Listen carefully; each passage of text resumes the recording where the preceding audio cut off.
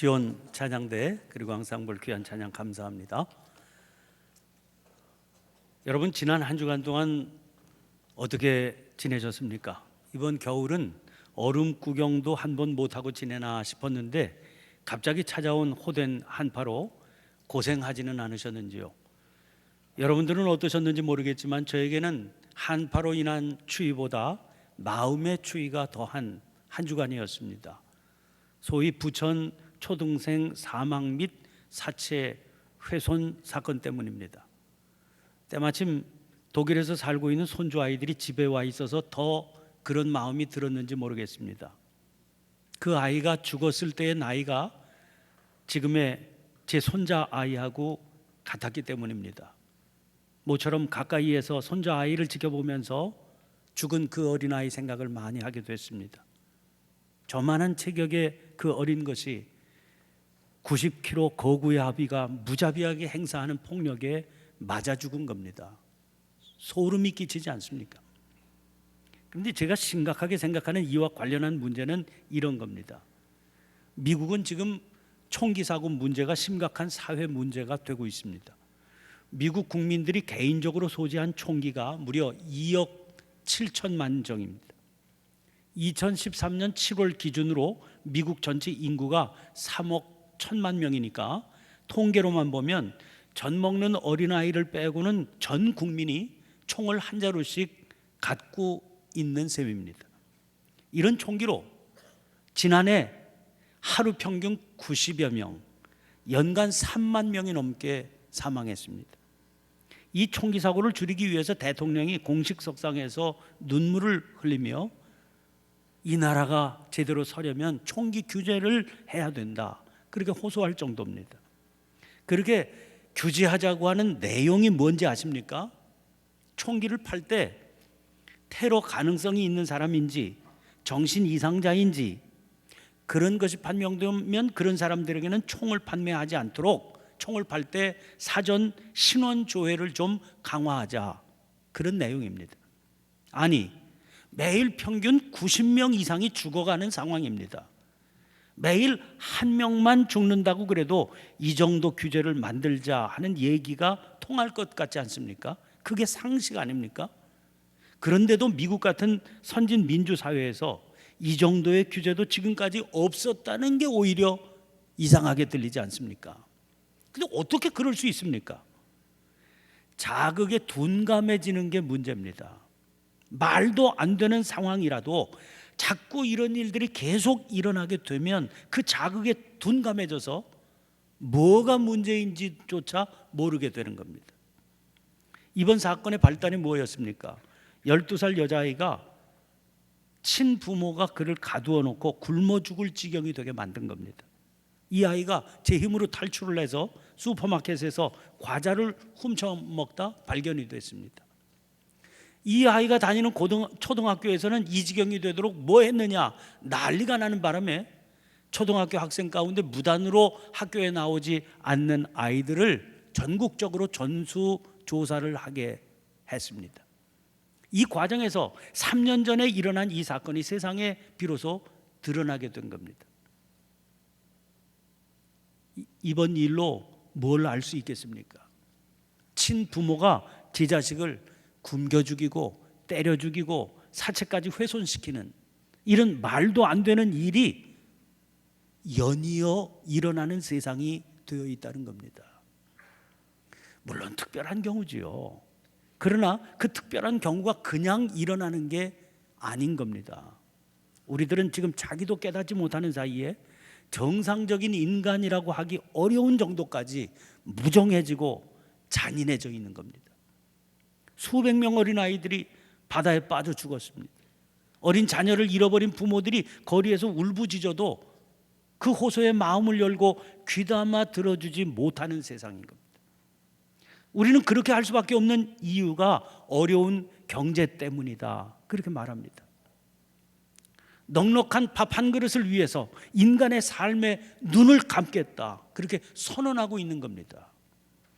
이 정도로 비정한 세상이 된 겁니다. 우리들은 겉으로 보기에는 멀쩡한 인간의 모습을 하고 있습니다.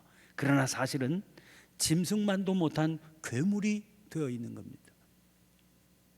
금년 우리 교회 표어는 다시 처음으로입니다. 새해 첫 주일 설교 제목은 표어 그대로인 다시 처음으로였습니다. 그 설교에서 이 표어에 담긴 내용을 다른 말로 바꾸면 본질로 돌아가기라고 할 수 있다, 그런 말씀드렸습니다. 교회의 본질을 회복하자 하는 말이지요. 이어지는 두 번째 주일 설교 제목은 괴물에서 벗어나기였죠.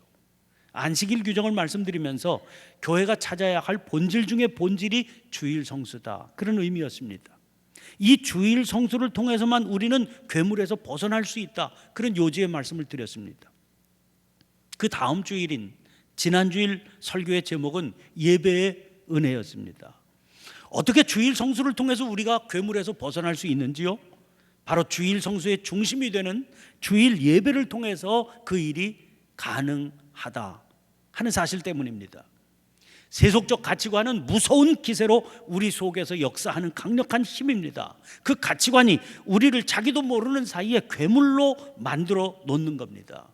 이 괴물에서 벗어나려면 이 가치관보다 훨씬 우세하고 더 강력한 가치관으로 우리가 무장하지 않으면 안 됩니다. 그런데 아무리 주변을 둘러보아도 그런 무장을 해줄 기회를 찾아볼 수가 없는 겁니다. 온통 세속적인 가치관에 물들어 있기 때문입니다. 그래도 가능성은 오직 하나밖에 없습니다. 그것이 지금 우리가 드리고 있는 주일 예배입니다. 그러므로 주일 예배를 통해서 성경적인 가치관으로 무장하는 길 외에는 빠져나갈 수 있는 길이 없는 겁니다. 그런데 문제가 있습니다. 우리나라는 곳곳에 교회가 서 있죠. 밤이면 불을 밝힌 십자가만으로도 장관을 이룬다고 할 정도입니다.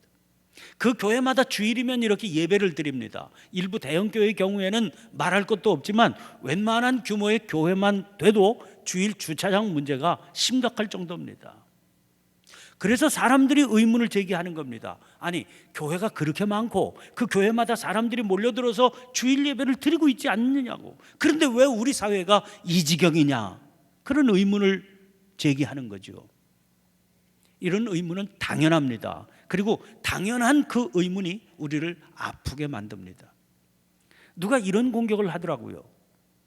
아니, 예수 믿는 교인은 세상의 빛이라면서? 그런데 그렇게 교인이 많은데 왜 세상이 이렇게 어두운 거야? 여러분은 뭐라고 대답하시겠어요? 저는 그 공격 앞에 이렇게 대답했습니다. 그 교인들이 예수를 안 믿으니까 그래요. 교회 다니고 예배 드리는 교인이라고 다 예수 믿는 게 아닙니다. 그런데 예수를 안 믿으면 누구도 빛이 될 수 없습니다. 교인이라고 하는 것만으로는 빛이 될 수 없으니까요. 그러니 교인이 아무리 많다고 그래도 예수 믿는 사람이 없으면 세상이 어두운 건 당연한 거죠. 그래서 이 당연한 일이 부끄러움이 되고 아픔이 되는 겁니다. 마찬가지로 예배를 드린다고 그래도 그 예배가 제대로 된 예배가 아니면 역사가 나타날 리 없지요. 예배를 아무리 많이 드린다고 그래도 역사가 나타나지 않으면 우리는, 그리고 세계는 변화되지 않습니다. 우리는 여전히 괴물 그대로입니다. 이 경우 더 심각한 위험이 있지요. 사실은 괴물인데 자기가 일상적으로 예배드리고 있다고 하는 이유 때문에 자기는 괴물이 아닌 줄로 착각하기 때문입니다. 스스로 속고 사는 거죠. 이렇게 되면 예배를 통해서 우리가 괴물에서 벗어난다는 기대조차 품을 수 없게 됩니다. 그래서 필요한 것이 다시 처음으로입니다. 왜냐하면 다시 처음으로라고 하는 이 말 속에 지금 우리가 드리는 예배가 과연 제대로 된 예배인가 진지하게 물어보자, 그런 뜻이 들어있기 때문입니다. 그런 질문은 또한 그렇다면 제대로 드리는 예배란 어떤 것인지 확인해보자, 그런 뜻도 함께 담겨 있겠죠. 제대로 된 예배를 알기 위해서 제일 필요한 것이 우리들이 드리는 예배의 형식에 담긴 의미들을 확인하는 작업일 겁니다. 알멘이라고 하는 예배 신학자는 예배란 예수 그리스도를 통한 하나님의 구원 역사의 요약이다, 이렇게 정의한 바가 있습니다. 그러니까 예배의 각각의 순서에는 하나님께서 예수 그리스도를 통해 우리 안에 이루신 구원 역사의 의미들이 함축되어 있습니다. 그러므로 예배의 순서들이 지닌 의미를 제대로 알고 예배에 참여하게 되면 우리는 예배를 드릴 때마다 우리 하나님께서 우리에게 허락해 주신 구원의 의미를 재확인할 수 있게 된다는 겁니다. 그렇다면 하나님의 구원 역사는 어떻게 이루어졌습니까? 구원의 역사가 있기 전 우리들의 삶은 어떤 것이었습니까? 로마서 3장 23절입니다. 모든 사람이 죄를 범하였음에 하나님의 영광에 이르지 못하더니. 사람은 자기를 창조하신 하나님과의 교제를 통해서만 진정한 사람으로 살 수 있는 겁니다. 그런데 모든 사람이 자기들이 지은 죄 때문에 하나님의 영광에 이르지 못하게 됐습니다. 교제가 가로막혀 있게 된 거지요. 교제가 불가능하게 된 거지요. 이 가로막힌 교제를 회복하는 것은 우리들의 힘으로는 불가능한 상태가 됐습니다. 그런데 이어지는 24절 말씀입니다. 그리스도 예수 안에 있는 속량으로 말미암아 하나님의 은혜로 값없이 의롭다 하심을 얻은 자 되었느니라. 우리의 죄 때문에 교제가 불가능한 상태였는데 하나님께서는 아무런 조건 없이 우리를 의롭다 하셨습니다. 이것을 위해서 하나님께서는 그리스도 예수 안에 있는 속량을 허락해 주셨습니다. 속량이라고 하는 말은 묶여있는 존재를 풀어주기 위해서 치르는 대가를 말하는 겁니다. 그 치르신 대가가 예수 그리스도라는 거죠. 우리는 값을 치르지 않고 얻은 것이니까 거저 얻은 것이지만 하나님 편에서 하나님께서 치르신 대가는 혹독한 것이었습니다. 당신의 외아들을 희생시키신 결과였기 때문입니다. 그러므로 하나님 편에서는 이게 값없이가 아니라 고귀한 값을 치르고 허락하신 은혜입니다. 이것이 지금 바로 우리가 누리고 있는 구원의 역사입니다. 그런 의미에서 예배는 하나님과의 교제입니다.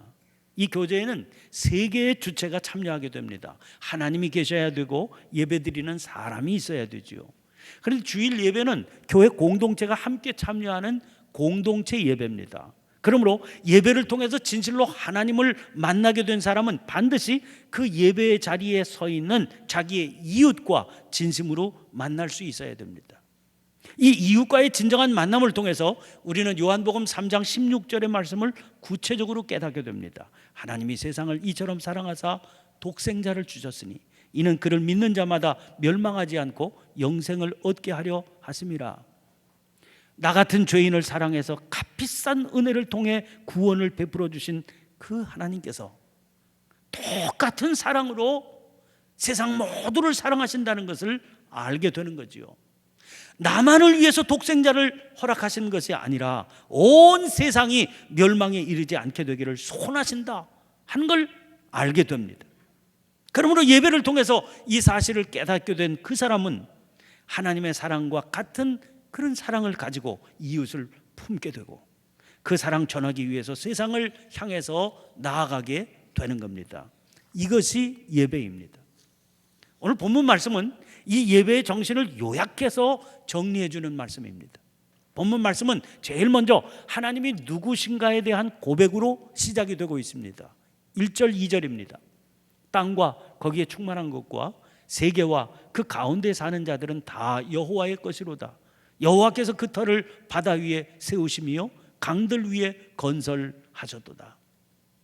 우리 하나님은 창조주 하나님, 만물의 터를 세우신 분이십니다. 그러므로 만물은 그분의 붙드심 속에서만 의미를 지닙니다. 사람도 역시 마찬가지입니다. 하나님을 만나서 그가 붙들어 주시는 삶을 살 때에만, 그 하나님 세우신 터 위에 그 삶을 건설할 때에만 사람은 진실로 사람일 수 있는 겁니다. 그런데 하나님은 거룩한 분이십니다. 그러므로 그 하나님을 만나려면 그는 거룩한 존재여야 됩니다. 3절 4절 말씀입니다. 여호와의 산에 오를 자가 누구며 그의 거룩한 곳에 설 자가 누구인가? 곧 손이 깨끗하며 마음이 청결하며 뜻을 허탄한 데에 두지 아니하며 거짓 맹세하지 아니하는 자로다. 그렇게 되면 그는 진실로 복된 삶을 살 수 있습니다. 5절 말씀입니다. 그는 여호와께 복을 받고 구원의 하나님께 의를 얻으리니. 그런데 이게 문제입니다. 지금까지 우리가 살펴본 것처럼 누구도 자기의 힘으로 그렇게 될 수 있는 사람이 없기 때문이지요. 그러니까 누구도 감히 여호와의 산에 오를 수 있는 사람은 없는 겁니다. 그러면 어떻게 해야 됩니까? 방법 오직 한 가지뿐입니다. 전능하신 하나님께서 친히 그에게로 와주셔야 됩니다. 그래서 시인은 목이 마르고 애가 타는 겁니다. 그런데 참으로 놀라운 일입니다. 그 전능하신 하나님 영광의 왕께서 예배의 자리로 친히 들어오십니다. 믿음의 눈으로 그 광경을 보게 된 시인은 감격에 겨워서 외치고 있습니다. 7절입니다. 문들아 너희 머리를 들지어다. 영원한 문들아 들릴지어다. 영광의 왕이 들어가시리로다. 7절의 이 말씀이 9절에서 똑같이 등장하고 있습니다. 여기 문이라고 하는 말이 2번씩 4번 등장하는데 2번은 스하림 그리고 2번은 피트케라고 하는 단어를 썼습니다. 우리식으로 말하면 스하림은 집 대문이고 피트케는 집 현관문입니다.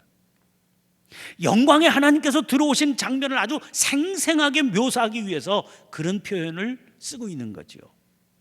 본문 말씀의 이 장면을 보면서 바른 예배에는 하나님의 선제적 은총이 필요함을 알 수 있습니다. 다시 말씀드려서 하나님께서 우리를 당신과 만나는 교제의 자리, 이 만남의 자리로 불러주셔야 된다는 겁니다. 이것이 예배의 가장 으뜸 가는 조건입니다. 하나님께서는 우리들을 예배의 자리로 불러내셔서 생명의 말씀을 주십니다. 거룩한 곳에 세우셔서 그 복된 말씀을 주십니다. 그리고 성찬의 자리로 부르셔서 우리를 위해 당신 자신을 허락하신 주님의 살과 피를 다시 또 허락해 주십니다. 그리고 예배의 마지막에는 은혜의 감격을 안고 나아가는 우리에게 임마누엘 늘 동행하시겠다는 축복의 약속을 허락해 주십니다. 우리가 지금 드리고 있는 주보의 주일 낮예배 순서 한번 보세요. 제일 먼저 예배의 자리를 향해 들어오며 부르는 임례행이 있습니다. 우리 교회는 그 임례행 찬송을 43장 1절 가사로 부르고 있죠. 가사가 얼마나 은혜로운지 보세요. 즐겁게 안식할 날, 반갑고 좋은 날, 내 마음을 편케 하니 즐겁고 기쁜 날, 이날에 천하만민 다 보좌 앞에서 참되신 삼위일체 다 찬송 부르네. 여러분, 지금 우리가 들어가고 있는 이 자리가 어떤 자리입니까? 하나님의 보좌 앞입니다. 우리는 감히 그 앞에 설 수 없는 하나님의 그 보좌 앞으로 지금 하나님을 만나러 들어가고 있는 겁니다. 그 보좌 앞에만 서면 우리는 세상에서 누릴 수 없는 평안과 안식을 얻을 수 있습니다. 그러니 흥분이 되지 않겠습니까? 그런데 우리가 어떻게 그 보좌 앞으로 나아갈 수 있게 된 겁니까? 하나님께서 이리로 오라고 친히 불러주셨기 때문입니다. 그래서 우리는 기쁨과 즐거움에 북받쳐서 참되신 삼위일체 하나님 찬송하면서 천하 만민들을 향해서 우리 다 함께 찬송하자, 그렇게 외치게 되는 겁니다. 그리고 이어지는 게 기원이지요. 인도자와 회중이 그 기원을 교독합니다. 참 영이신 우리 하나님께서 우리를 예배의 자리로 부르셨기 때문에 나올 수 있었습니다 하는 믿음의 고백을 드리면서 그 부르심을 받고 이 자리에 나왔으니 우리들이 드리는 감사와 찬송과 영광을 받으시고 은혜와 자비를 베풀어 주십시오, 그런 기원입니다. 여러분, 만남과 교제라고 하는 것은 언제나 대화의 형식으로 진행이 되겠지요. 그래서 하나님의 부르심이 있은 후에는 거기에 응답하는 인간의 드림이 있게 됩니다. 그것이 그 뒤로 이어지는 찬송, 기도, 신앙 고백, 헌금 드리는 순서입니다. 이건 인간의 순서지요. 그리고 그 뒤에 다시 하나님의 순서가 등장합니다. 성경 봉독, 설교입니다. 성경 봉독은 그날 주시는 하나님의 말씀인 설교의 본문을 회중들이 하나님께로부터 받는 일입니다. 그 본문은 설교자인 목사가 정하게 되지요. 여러분, 설교를 하는 목사는 하나님 앞에서 회중과 똑같은 사람입니다. 그런데 하나님으로부터 너는 내 편에 서서 내 말을 전해라, 그런 사명을 받고 그 사명을 감당하게 되는 존재입니다. 지금 제가 목사 가운을 입고 예배 설교를 하고 있는데 이 가운 위에 걸치고 있는 이 천 조각을 스톨이라고 부릅니다. 영대라고 하는 이름도 있는데 일반적으로는 그냥 스톨 이렇게 부르고 있습니다. 스톨이라고 하는 말은 그저 목에 두르는 띠 이런 의미입니다. 그러나 예배를 인도하는 목회자가 이걸 두르게 될 때에는 영적인 의미를 지닙니다. 그것은 멍에의 의미입니다. 소와 같은 가축에게 씌우는 장치가 멍에 아닙니까? 왜 이 멍에 씌웁니까? 힘을 제멋대로 쓰지 말고 주인의 지시에 따라서만 움직이며 힘을 써라. 그래서 씌우는 겁니다. 멍에를 쓴 가축은 주인이 가라 하면 가고 서라 하면 서게 됩니다. 제 마음대로는 한 발자국도 움직일 수 없게 되어버렸기 때문입니다. 멍에 때문이지요. 목사가 쓰는 스톨은 하나님께서 씌워주신 목사의 멍에입니다. 그러니까 폼 잡고 무슨 권위를 내세우기 위한 도구가 아니라 설교자에게 한없는 겸손을 명령하는 도구입니다. 김명실 박사는 그런 의미에서 11세기 성직자들이 스톨을 착용할 때마다 드렸던 기도문을 소개해주고 있습니다. 이런 내용입니다. 주여, 정의의 스톨로 내 목을 감싸시고 죄의 모든 타락으로부터 내 영혼을 밝히소서. 그러니까 설교자는 하나님께서 주신 본문 말씀을 붙들고 하나님께서 주시는 말씀을 찾아야 된다는 겁니다. 온전히 하나님만 바라보고 그분의 손에 자기 자신을 맡기는 것, 이게 가장 중요하다는 거죠. 그런 점 때문에 설교는 설교자 개인의 준비만으로는 온전해질 수가 없게 돼 있습니다. 아무리 훌륭한 목사라고 그래도 어쩔 수 없는 인간의 하나일 뿐이기 때문입니다. 성령께서 친히 역사하셔서 그를 붙들어 주시지 않으면 안 됩니다. 만약 강단에 선 목사 혼자서 이 짐을 자기가 감당하겠다 그렇게 나서면 반드시 그는 개인의 욕심과 이기적인 정욕에 사로잡히게 되기 십상이기 때문입니다. 그러므로 그 주일 설교를 통해서 하나님의 말씀을 받기 위해 교회 공동체 전체가 이 일에 매달려야 됩니다. 무엇보다 설교하는 목사를 위해서 교회 공동체가 함께 기도해야 됩니다. 그가 하나님의 온전한 도구가 되어서 생명의 말씀을 선포할 수 있게 해달라고 기도하셔야 되는 겁니다. 그와 함께 교회 온 성도들이 말씀을 통해서 다가오시는 하나님 앞에 마음을 활짝 열게 해달라고 기도해야 됩니다. 거듭해서 말씀드립니다. 설교는 목사 혼자서 만들어내는 창작물이 아닙니다.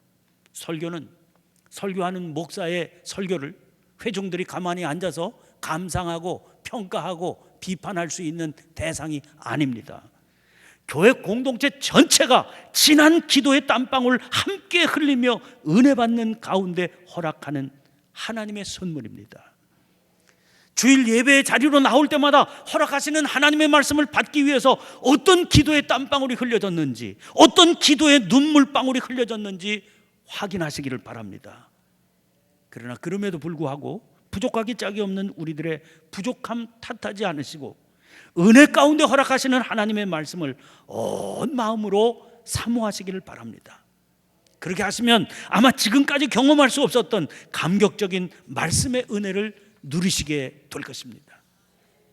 예배의 순서를 통해서 우리에게 허락하시는 하나님의 역사는 예배의 마지막 순서인 축도를 통해서 나타나게 됩니다. 한 자리에 함께 모여 예배드리는 교회를 우리는 모이는 교회라고 부릅니다. 모이는 교회와 함께 중요한 것이 흩어지는 교회지요. 우리 각자가 교회 아닙니까? 그래서 각자의 삶의 자리에서 주님의 영광을 드러내는 삶을 살아가야 됩니다. 이게 성도의 사명이거든요. 그런데 이 사명을 우리가 어떻게 감당할 수 있죠? 예배를 드리면서 하나님께서 주신 은혜를 간직하고 그 말씀의 길을 따라 살아갈 때만 가능합니다. 그런데 그게 우리 힘으로는 불가능하지요. 그래서 삼위일체 하나님께서 우리와 동행하시면서 때마다 일마다 역사해 주셔야만 되는 겁니다. 그것은 하나님께서 약속해 주신 일이거든요. 예배를 집례하는 목사는 하나님의 그 약속을 의지해서 성도들을 세상으로 파송하며 축복하는 것입니다. 그러므로 이 축도는 단순히 복을 비는 순서가 아닙니다. 하나님의 이 약속을 일깨우고 가슴에 간직하게 하고 어떤 세상의 바람 앞에서도 흔들리지 않고 믿음으로 살겠다, 그런 각오와 결심으로 받게 해야 됩니다. 하나님께서는 그런 성도들을 기뻐하십니다. 그런 성도들과 약속대로 함께 하십니다. 그러므로 그런 성도라야 믿음의 승리를 거둘 수 있는 겁니다. 우리를 괴물로 만들어버리는 이 세상의 강한 가치관을 넉넉히 이겨낼 수 있고, 거꾸로 세상을 변화시켜서 이 땅 위에 하나님의 나라를 세워갈 수 있는 겁니다. 사랑하는 성도 여러분, 살아계신 거룩하신 하나님께서 우리를 당신의 보좌 앞으로 불러내셨습니다. 감히 설 수 없는 그 거룩한 곳에 서게 해주셨습니다. 그리고 당신의 생명의 말씀을 내려주십니다. 그것만이 아닙니다. 이 예배의 자리를 떠난 후에도 언제나 우리와 함께 계셔서 우리를 지키시고 인도해 주시겠다는 그런 약속을 선포하시는 복을 허락해 주십니다.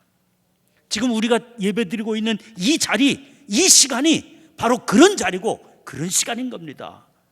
사실이 그러니 어떻게 감격이 없을 수 있겠습니까? 어떻게 넘치는 감사의 찬송이 없을 수 있겠습니까? 그러므로 이 넘치는 감격과 감사함 속에 사시기를 바랍니다. 그래서 주님 허락하시는 구원의 역사를 간증하고 그 영광을 드러내며 살아가는 세상의 빛된 주님의 자녀들이 되시기를 주님의 이름으로 간절히 축원합니다. 기도를 드리겠습니다. 전능하신 하나님, 감히 바랄 수 없는 예배의 거룩한 자리로 저희들을 부르셔서 그 자리에 서게 하신 은혜를 감사드립니다. 이 자리의 의미를, 그리고 그 구원 역사의 은혜와 감격을 잊지 않게 해주시옵소서. 그리하여 세상의 거친 파도 속에서도 흔들리지 않고 올곧게 주님만 의지하여 믿음의 길을 가는 저희들이 되게 해 주시옵소서. 예배자들을 통해서 세상을 구원하시는 예수님 이름으로 기도하옵나이다. 아멘. 아멘.